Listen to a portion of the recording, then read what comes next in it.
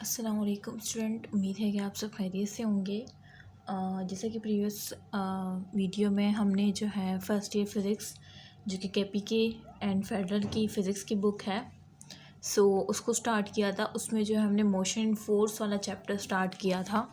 ठीक है, उसका जो है ये लेक्चर 2 होगा, डिस्प्लेसमेंट, जिसमें हम डिस्प्लेसमेंट के बारे में डिस्कस आउट करेंगे। ठीक है, स्टार्ट करते हैं। आज का हमारा लेक्चर जो है वो डिस्प्लेसमेंट पर होगा। मैं ज़रा कैमरे को जूम आउट करूँ।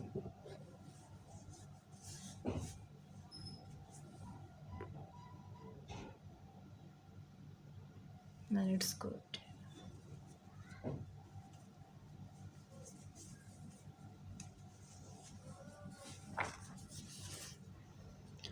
स्टार्ट करते हैं। बिस्मिल्लाहिर्रहमानिर्रहीम। डिस्प्लेसमेंट से। डिस्प्लेसमेंट तो वैसे आप लोगों ने ये अपनी छोटी क्लासेस में भी पढ़ा होगा। Displacement is the shortest directed distance between two positions. ठीक है, दो पोजीशन के दरमियान जो शॉर्टेस्ट और डायरेक्टेड डिस्टेंस होता है वो क्या कहलाता है? डिस्प्लेसमेंट कहलाता है। ठीक है, displacement is a vector quantity. ये जो है एमसीक्यूज़ में आ चुका है, आता रहता है, और बहुत ही सिंपल एमसीक्यूज़, बहुत ही इजी एमसीक्यूज़ के तौर पर मतलब इसको हम लेंगे, क्योंकि ये एक जो है जनरल बात है कि डिस्प्लेसमेंट ये आपको पता होना चाहिए कि क्या है, एक वेक्टर क्वांटिटी है। वेक्टर क्वांटिटी हम इसे क्यों कह रहे हैं? क्योंकि एक डायरेक्टेड, देखिए यहाँ पे क्या लिखा है, वह शॉर्टेस्ट डायरेक्टेड मीन इसकी एक डायरेक्शन होगी। दो पॉइंट के दरमियान जो शॉर्टेस्ट और डायरेक्टेड डिस्टेंस होगा, डायरेक्टेड डिस्टेंस मीन डायरेक्शन पे डिपेंड करेगा। इस वजह से ये वेक्टर क्वांटिटी है। ठीक है, जो मैग्नीट्यूड और डायरेक्शन दोनों पे डिपेंड करती है वो वेक्टर क्वांटिटी होती है, और इसी वजह से हम डिस्प्लेसमेंट को जो है वेक्टर क्वांटिटी कंसिडर करते हैं।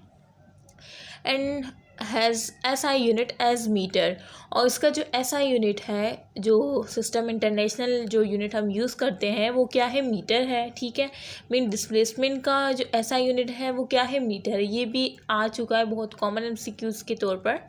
ठीक है, displacement is usually denoted by delta x, यानी डिस्प्लेसमेंट को हम आम तौर पर डिनोट करते हैं। हम इसको डेल्टा एक्स से भी कर सकते हैं, डेल्टा आर से भी कर सकते हैं, डेल्टा एस से भी कर सकते हैं, डेल्टा एल से भी कर सकते हैं, और डेल्टा डी से भी कर सकते हैं। ठीक है, ये सब जो है मतलब ये रेडियस है आर, ये एक्स हम डिस्प्लेसमेंट के लिए शो करते हैं, डी भी डिस्प्लेसमेंट के लिए, ये सारे डिस्प्लेसमेंट के लिए हम मतलब यूजुअली हम इससे शो कर सकते हैं। और ये डेल्टा जो है ना, डेल्टा की साइन ये बेसिकली होती है चेंज के लिए।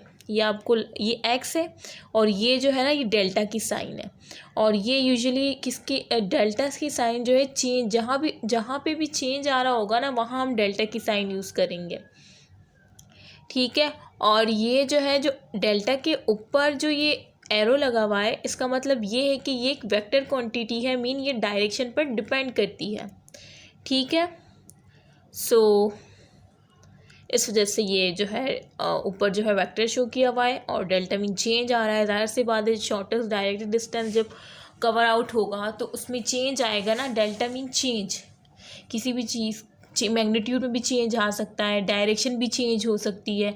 ज़ाहिर सी बात है, वेक्टर क्वांटिटी दो चीज़ों पे डिपेंड आउट करती है ना, एक मैग्नीट्यूड, दूसरा डायरेक्शन। अब दोनों में से किसी में भी एक में भी चेंज आएगा ना, तो मतलब इस वजह से हम डेल्टा से शो करते हैं। ठीक है, okay, the magnitude of the displacement vector is the shortest distance between the initial and final position of the object। अब यही कह रहे हैं, वही बात हो गई कि जो मैग्नीट्यूड होता है, जो मिकदार होती है डिस्प्लेसमेंट वेक्टर की, वो एक शॉर्टेस्ट डिस्टेंस होता है जो कि इनिशियल मीन जहाँ से फॉर एग्जांपल कोई बॉडी है, कोई ऑब्जेक्ट है या कोई कार है, जहाँ से उसने चलना शुरू, फॉर एग्जांपल इस पॉइंट से एक कार ने चलना स्टार्ट किया, मतलब उसने जो है डिस्टेंस कवर किया यहाँ तक। ठीक है, मतलब ये इसकी इनिशियल पोजीशन थी और ये जो है इसकी फाइनल पोजीशन है। ठीक है, ये जो बीच में डिस्टेंस कवर हुआ है, तो ये फॉर एग्जाम्पल 5 किलोमीटर हुआ है, ये 4 किलोमीटर हुआ है, तो ये मैग्नीट्यूड हो गई। ठीक है, और अगर मैं कहूँ कि नॉर्थ की तरफ ये डिस्टेंस कवर हुआ है, तो ये मैं इसकी डायरेक्शन बता रही हूँ। मीन डायरेक्शन में नॉर्थ आ गया और मैग्नीट्यूड में 3 किलोमीटर या 4 kilometre for example magnitude show कर रहे हैं। सो ये कह रहे हैं इसमें, ओके। मैग्नीट्यूड होती है मिकदार, यानी कोई भी मिकदार हो सकती है जितना वो फासला तय करेगा। So this does not mean that displacement ये जो है स्टैंड, एक तो मैं यहाँ पे स्टैंड भी पकड़े हुई हूँ और मैं पता है मैं मोबाइल की स्क्रीन से देख रही होती हूँ, सो इस वजह से मैं जो है ये हिल गया पूरा stand, sorry for that. This does not mean that displacement and distance are the same physical quantities. अब जैसे कि मैंने आपको एग्जांपल बताई अभी इससे पहले, तो इसका मतलब आप बिल्कुल ये नहीं समझेगा कि दिस डज नॉट मीन, इसका मतलब ये कि आप बिल्कुल ये नहीं ना समझे कि डैट डिस्प्लेसमेंट एंड डिस्टेंस के डिस्प्लेसमेंट और डिस्टेंस जो है ये सेम फिजिकल क्वांटिटीज़ है, ऐसा बिल्कुल नहीं है। डिस्प्लेसमेंट डिपेंड करता है magnitude as well as direction, जबकि डिस्टेंस ओनली मैग्नीट्यूड पर डिपेंड करता है, ठीक है। डिस्टेंस में हम किसी भी ऑब्जेक्ट की डायरेक्शन को नहीं देखते, उसमें कोई डायरेक्शन नहीं होती, ठीक है। फॉर एग्जांपल अगर मैं किसी मेरे जो है ना 2 दोस्त हैं, एक तूबा है और दूसरी इकरा है। अब मैं तूबा को कहूँगी कि 5 किलोमीटर वो डिस्टेंस कवर करे नॉर्थ की तरफ, ठीक है। सो उस मतलब वो कौन सा डिस्टेंस का, वो डिस्टेंस नहीं, वो डिस्प्लेसमेंट कवर करेगी, क्योंकि मैंने उसको क्या कहा, मैंने उसको कहा कि भाई तुम 5 किलोमीटर डिस्टेंस कवर करो, वो भी किस तरफ, नॉर्थ की तरफ। मैंने उसको एक तो मैग्नीट्यूड बताई 5 किलोमीटर और एक डायरेक्शन भी बता दी कि नॉर्थ की तरफ तुम्हें जाना है। सो तूबा जो है वो डिस्प्लेसमेंट कवर करेगी, जबकि मैंने इकरा को कहा कि तुम जो है बस 5 किलोमीटर का डिस्टेंस कवर आउट करो, भले वो किसी भी डायरेक्शन में हो, 5 किलोमीटर का डिस्टेंस करो। अब इकरा जो है घूम फिर के जाएगी, ठीक है, 5 किलोमीटर वो कवर अप करेगी, मतलब उसको मैंने कोई डायरेक्शन नहीं दी, वो उसका जहाँ दिल चाह रहा है वहाँ से आ रही है, तो वो इकरा ने डिस्टेंस कवर किया है, ठीक है, क्योंकि उसको मैंने सिर्फ मैग्नीट्यूड दी है, कोई डायरेक्शन, स्पेसिफिक डायरेक्शन नहीं दी, ठीक है। सो इकरा ने डिस्टेंस कवर किया है, जबकि तूबा ने क्या किया, तूबा को मैंने 5 किलोमीटर का भी कहा, साथ में मैंने उसे डायरेक्शन भी दी कि भाई तुम्हें नॉर्थ की तरफ जाना है, तो तूबा बिल्कुल सीधा नॉर्थ की तरफ गई, तो उसने डिस्प्लेसमेंट कवर किया, ठीक है, एक स्पेसिफिक डायरेक्शन में उसने मूव किया। सो इससे ये जो मैंने आपको तूबा और इकरा की अपनी फ्रेंड की, मेरी रियल में भी फ्रेंड्स ही है, वो भी सुन रही होंगी इसको। सो ये जो मैंने आपको एग्जांपल दी, आई होप कि आपको बहुत अच्छा समझ आ गया होगा, क्योंकि स्टूडेंट इसी में मिस्टेक करते हैं। मेरी खुद कॉलेज की फ्रेंड्स वो यही समझते कि यार इसमें क्या डिफरेंस है, मैं तो कंफ्यूज आउट हो जाती। मैंने उनसे कहा कि और हम कोई ऐसी क्लास जो कि हमें टीचर्स का समझ नहीं आता था तो हम बंक कर लेते थे।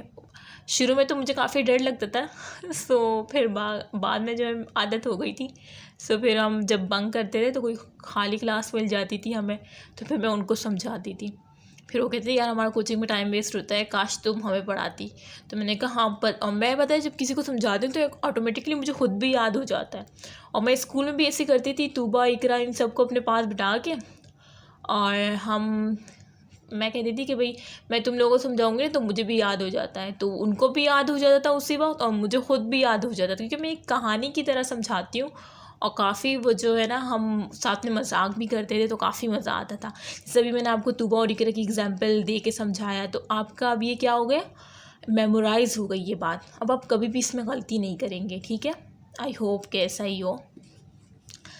ओके देन हर से कि आप बिल्कुल भी ये ना समझे कि डिस्प्लेसमेंट और डिस्टेंस सेम फिजिकल क्वांटिटीज़ है। मैंने आपको बहुत अच्छी एग्जांपल दी और मुझे उम्मीद है कि आपको समझ आ गया होगा। देन अब ये जो है एग्जांपल है, सॉरी ये मतलब एक वही जो मैंने इन्होंने जो है फिगर के ज़रिए आपको समझाने की कोशिश की है। मैंने एग्जांपल दे दी आपको, फिगर 3.1, ये 3.1 की फिगर दी हुई है, shows the motion of an object.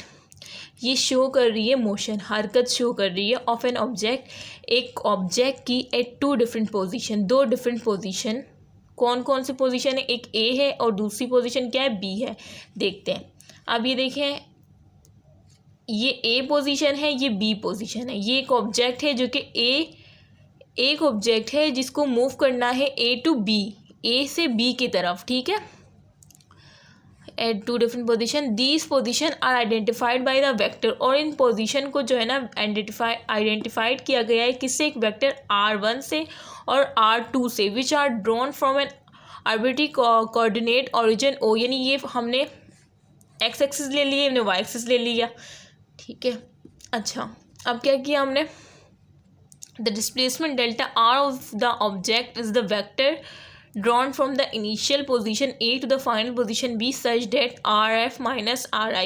अच्छा, आप R1 R2 भी ले सकते हैं, और RI शो करता है इनिशियल और RF फाइनल पोजीशन, ठीक है। अच्छा, अब ये कहना क्या चाह रहे हैं, ये कहना चाह रहे हैं कि ये जो है हमारा, ये एक RI इन्होंने, एक तो मुझे यहाँ से ना मोबाइल की स्क्रीन से नज़र नहीं आ रहा, मैं ऐसे देख लेती हूँ, ये जो है RI है और ये जो है RF है, ठीक है। ये पोजीशन A है, ठीक है। देखिए ये बिल्कुल स्ट्रेट डिस्टेंस कवर हुआ है, एक स्पेसिफिक डायरेक्शन में कवर अप हुआ है ये डिस्टेंस, सो ये डिस्प्लेसमेंट है। इस तरह से ये देखें RF, ये भी स्पेसिफिक डायरेक्शन में कवर अप हुआ है। ये बेसिकली ये समझाना चाह रहे हैं कि फॉर एग्जांपल दो डिस्टेंस कवर हुए हैं, दो डिस्प्लेसमेंट स्पेसिफिक डायरेक्शन में कवर हुआ है ना, ये भी बिल्कुल सीधा है, ये भी यहाँ पे बिल्कुल सीधा, मतलब एक डायरेक्शन शो कर रही है। सो अब इन दोनों का अगर हमें वो डिस्प्लेसमेंट निकालनी है तो हम क्या करेंगे, हम डेल्टा निकालेंगे, डेल्टा आर में इन दोनों में चेंज कितने का है।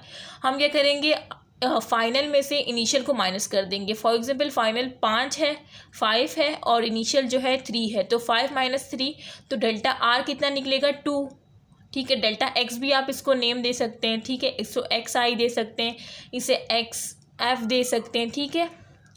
आपकी मर्ज़ी है कि आप जो भी नेम देना चाहें, जैसे मैंने यहाँ पे इससे पहले मेंशन किया हुआ था। So the motion of an object at two different position, so इसमें यही बताया गया कि अगर दो पोजीशन आपको दी गई हो तो आपको उस वक्त क्या करना चाहिए। तो ये तो आपने न्यूमेरिकल्स को भी सॉल्व करते हुए ये बात सीखी होगी कि दो पोजीशन दी हुई है तो आपने फाइनल को इनिशियल में से माइनस कर दिया, सो वो डेल्टा आर, हम बस चेंज इन डिस्प्लेसमेंट जो है, दो डिस्प्लेसमेंट अगर हम दिए तो हमें चेंज इन डिस्प्लेसमेंट मालूम करना है, तो हम फाइनल में से इनिशियल माइनस करते तो हमें चेंज इन डिस्प्लेसमेंट हम फिर वही लेते हैं, ठीक है। सो ये तो न्यूमेरिकल में भी किया होगा, सो ठीक है।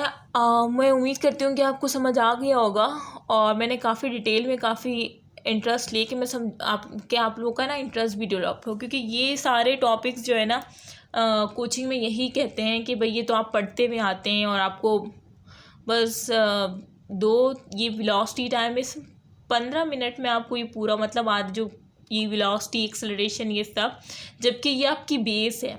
हाँ, वो यही कहते हैं कि आप पहले पढ़ चुके हैं, लेकिन पहले आपने जो पढ़ा होता है ना वो तो आपको पता ही होगा कैसे पढ़ा होगा आपने।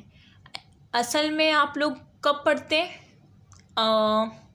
MCAT में, जब आपको कह दिया जाता है कि भाई MCQs बेस्ड टेस्ट होगा, सो रट्टे से बाज आ जाए और बुक को रीडिंग करें, तब आप आते हैं बुक की तरफ, और तब आपके जो है कॉन्सेप्ट उस वक्त जो है बिल्टअप होने स्टार्ट हो जाता है। सो इससे पहले तो आप लोग रट्टे में ही ज़िंदगी गुजार देते हैं अपनी, जो कि नहीं करनी चाहिए थी। और अगर मेरा निज़ाम आया ना, मैं तो कह दूँगी कि कोई क्वेश्चन आंसर नहीं होगा, फुल MCQs बेस होगा।